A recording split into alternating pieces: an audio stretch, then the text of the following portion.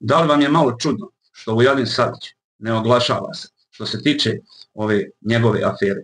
Zanimljivo je i ovo, da se niko od njegove porodice ne oglašava, sve do jutros.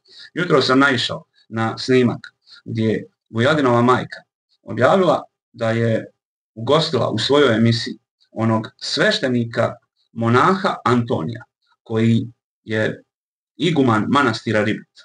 Ne znam da li znate ovo, prošle godine, tradicionalno, prvi put za katoličku novu godinu, ovaj monah Antonij je napravio doček nove godine u manastiru. Prvi put tradicionalno.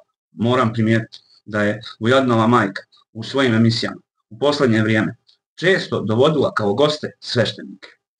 Oca Bake Praseta, koji podržava studente, a Baka Prase ih ne podržava. Dovodila je i onog sveštenika oca Predraga, koji gostuje na televizijama i priča o svemu, osim o bitnim stvarima.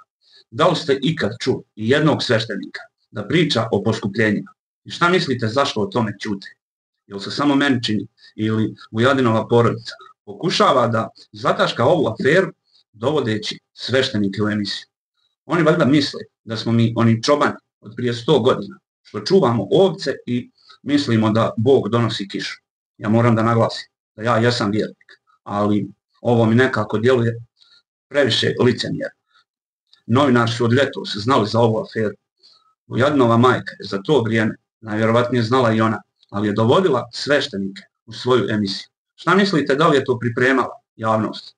Da kada ova afera izađe u javnost, da se ljudi zbune i lakše prihvate.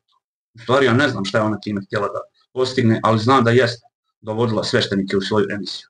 I ono glavno, ko je Vujadinu namjestio ovu aferu? Pratite, koje televizije i javne ličnosti budu najviše stajale na strani Vujadina Savića. Neko od njih mu je ovu aferu i pokrenuo.